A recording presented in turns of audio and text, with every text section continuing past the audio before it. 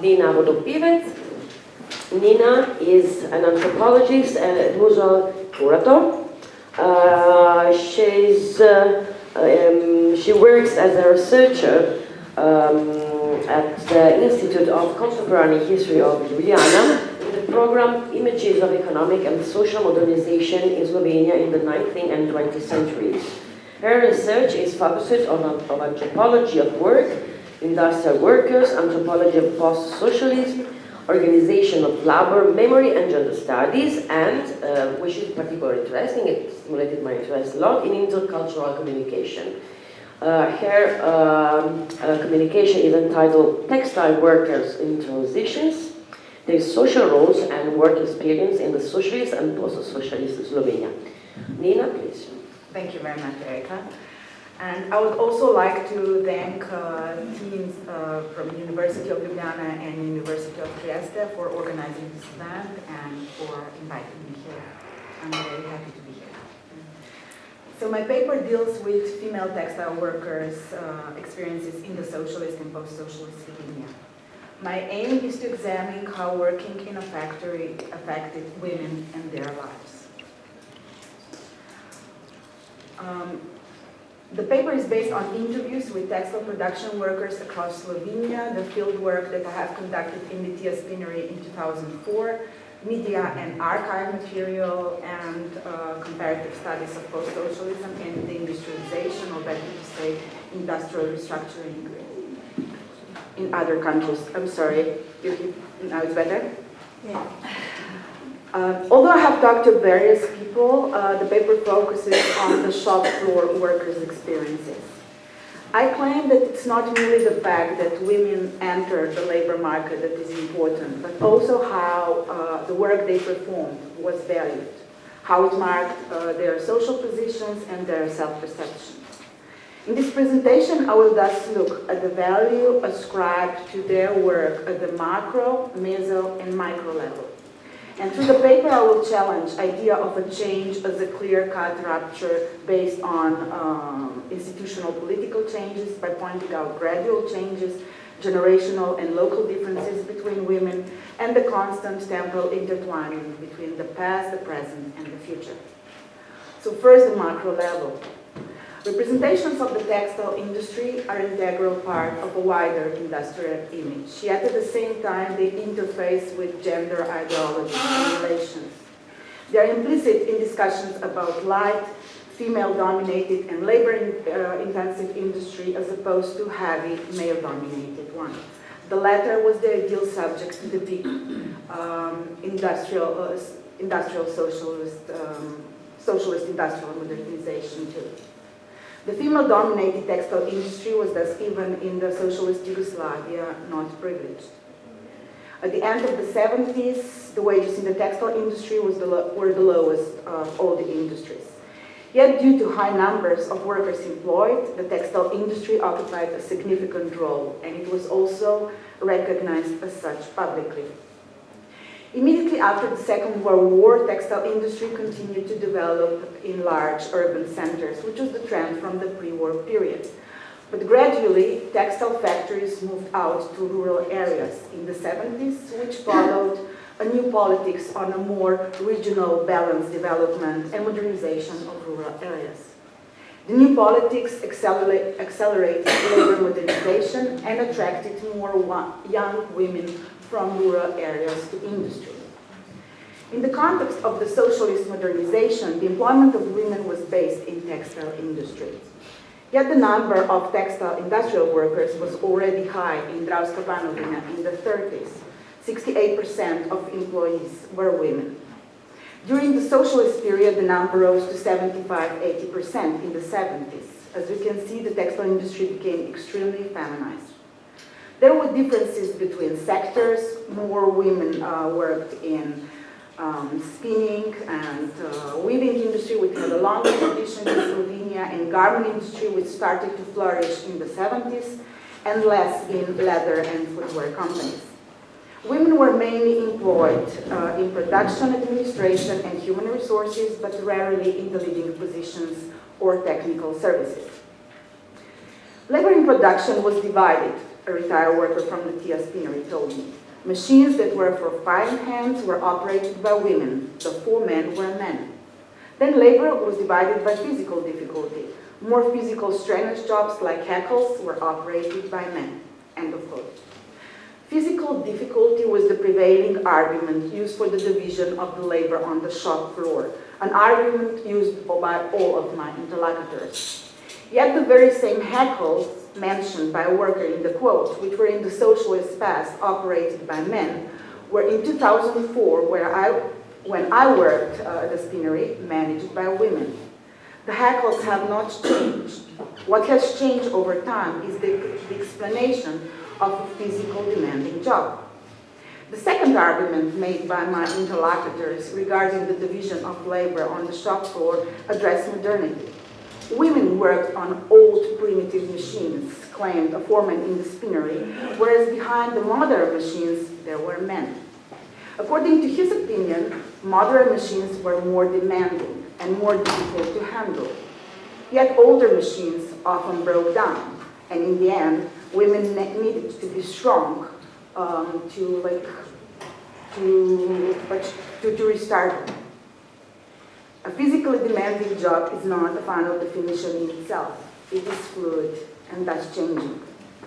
As claimed by historian Deborah Simonton in the historical overview of the relationship between gender and technology, women were not to understand the technologically more demanding machines.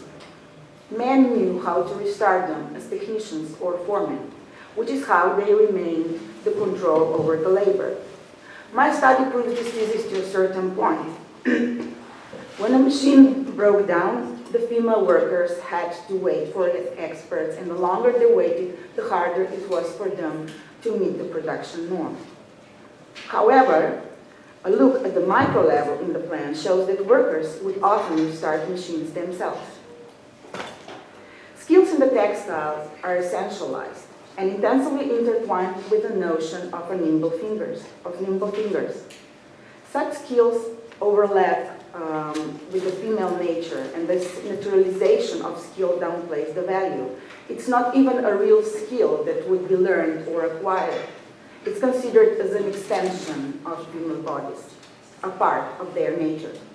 Such value ascriptions at the macro levels are not novel. They already existed in socialism, even though the devaluation deepened in the contemporary times.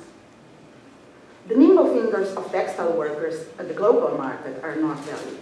However, as I explored, such skills were still relevant in the spinning factory at the shop floor in 2004 when I worked there. Shop floor workers' definitions of nimble fingers was different and extended beyond purely corporal explanations. It was not merely about fingers. It implied the knowledge to adapt quickly and be flexible, to know the machine. Everybody on the shop floor, including the foreman, would say textile workers know their own machine better than anyone. Such a relationship between female workers, a machine, and a foreman, informally structured hierarchical relations in a very specific way, assigning certain power to female workers who managed machines. Despite the changes introduced in the factory following new management strategies, in particular after 2000, which privileged education over practical knowledge. I point, and I think it's very important to point at this micro level because it importantly co-shapes experiences of work and female workers' social and self-perception, and it co-shapes it in the socialist past too. Based on my research, I also claim that the socialist politics and ideology had a high impact on female workers' lives. Their experiences were related to social perception of textile workers in different periods in socialism, to generational and local textile industry traditions. Many women worked in the factories due to family traditions, economic reasons, or other benefits stemming from their employment. For example, organized meals, access to loans, and insurance. At first, I will shortly look at the generational aspect. The first post-war generation, the women who worked in the textile after the Second World War, and educated women emphasized the importance of work in textile industry, their commitment to the work and to their factories. If I made this comparison with women who started working in textile factories in the 70s or 80s. The socialist change, the social break after the war, was pointed out by elderly generations who had themselves experienced the period before the war, in particular regarding the workers' protection and the changed social relations within the factory. Women's experiences regarding their economic and social positions were, however, marked above all by a generational change. On one hand, in the interviews, I noted that older generations referred to the socialist ideology regarding gender emancipation in relation to labor explicitly and more often than after the Second World War born women. Yet, on the other hand, it took at least a generation to change gender patterns and social relations, to challenge many taken for granted practices. A division of labor at home was changing only gradually. It was more connected to everyday necessity than a rational decision or a political choice. When men and women worked in different shifts and there were no grandmothers, husbands had to take care of their children. Yet cooking, and above all the laundry, remained a female job for almost all the women I talked to. Besides the nowadays well-remembered good life and life standards in socialism by textile workers, the life standard was changing for the better only gradually, and also due to social mutual help, support, solidarity, informal economy, informal social networks, and semi-proletarian way of life. In the 60s, Lea, an office worker in the spinning factory Litia, made a research to point at the problems of overburdened mothers, diseases and physical affections, childcare and housing problems. Female workers were problematic living and working conditions. Her research questioned a collective open access to many services. It points to everyday shortages in kindergartens, apartments, and improper labor conditions. And Litia's spinnery was not the only case. Yet the research also highlights people's endeavors to make the socialist modernization plan work. Factory social concern that reached over the factory walls elevated the distress of the working women in many ways. In the factories, female workers encountered a different way of life, acquired new experiences, and learned other skills. The social recognition of their work, new acquaintances, relationships of trust and solidarity, despite competition and conflict between workers, built on their self-esteem, encouraged women, and opened new horizons for them.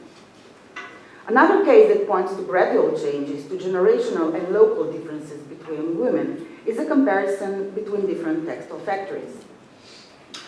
Alpina, founded in 1947 in Jury, was based on a strong shoemaking tradition, which was considered a craft and a man's job. The factory was formed out of unified shoe workshops that existed in Jury long time before the Second World War. After the political change in 1945, workshops masters searched for a proper legal form to continue working. First, they united in a cooperative, 2 years later in the newly founded factory. I found it interesting that even though the legal form changed, the way they worked remained the same. Even in the factory, the work was organized in small units, each making the whole process and did not follow the production line. It took some time in the 50s that the organization of labor changed to a production line, and it was a second generation of very young women who entered the factory in the 50s and not their mothers. Jury, however, was a small town in the midst of a rural area. The majority of people were farmers. It was one of the rare examples of the rule of the factory at the time. Alpina in Jury was completely different to Litia's spinning mill founded in 1885. In areas with such a rich textile tradition, as stated by workers, the local community looked upon a textile working woman with pride.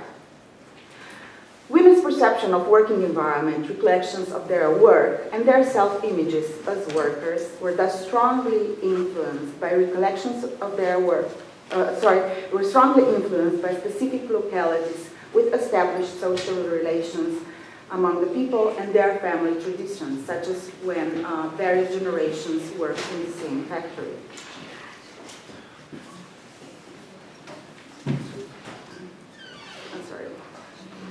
Maria was born in 1921, who worked in Litia, but in the 50s married to a miner in a mining town a few kilometers away, was in her new hometown treated differently. Most of women over there stayed at home, she said. Women were home taking care of their husbands. Here in Litia it was better. There were more equal relations between women and men, because these women were employed and they had their own money. End of quote. Even though her husband did not like her working, she stayed in the factory, later divorced him and moved to Litia, where the factory was. Financial and material independence the textile worker was referring to was appointed to the very core of female emancipation within the socialist discourse. Elderly workers in particular embodied socialist discourse on material independence and gender equality. These issues were brought up many times in the interviews. But autonomy remained an important factor and an argument for all the women to work, even though in reality such was also a material necessity. Yet when referring to autonomy, women did not address merely financial gains. As claimed by some scholars, financial autonomy does not translate easily. And we should also challenge a singular notion of autonomy. Autonomy is relational, and it is always already woven into relationships and forms of social belonging. Such an argument looks at the relative control over economic and social resources by taking into account social obligations to sustain relationships, but also desires for sociality, intimacy, and relations of care. An exploration of how shop floor workers experienced the bankruptcies after 2000 shows that a loss of work introduced a feeling of dependency, a loss of autonomy. For many, such dependency presented a frustration because they had to pay for everything. Above all, it was frustrating for them to pay to buy something for children. Silva, who lost her work in 2009 with an age of 45, claimed that it took her some time to get free from the feeling she had been begging. She was never reproached that by her husband, who morally and emotionally supported her, as she said. That was her own sentiment, and it was linked to her own self-perception, her changed social position, the social and self-worth. A loss of work in the present did not present merely a loss of financial income. It was experienced as a social and personal loss, the loss of dignity. Such sentiments relate to the female workers' social positions and their social recognition as important actors in socialism, to the historical importance of socialist factories, the impact they had in women's lives, and to the historic meanings ascribed to work as a moral obligation with a longer tradition than socialism, as well as their contemporary material and symbolic dispossession. And with this thought and with the next statement, I would like to conclude. Thank you very much.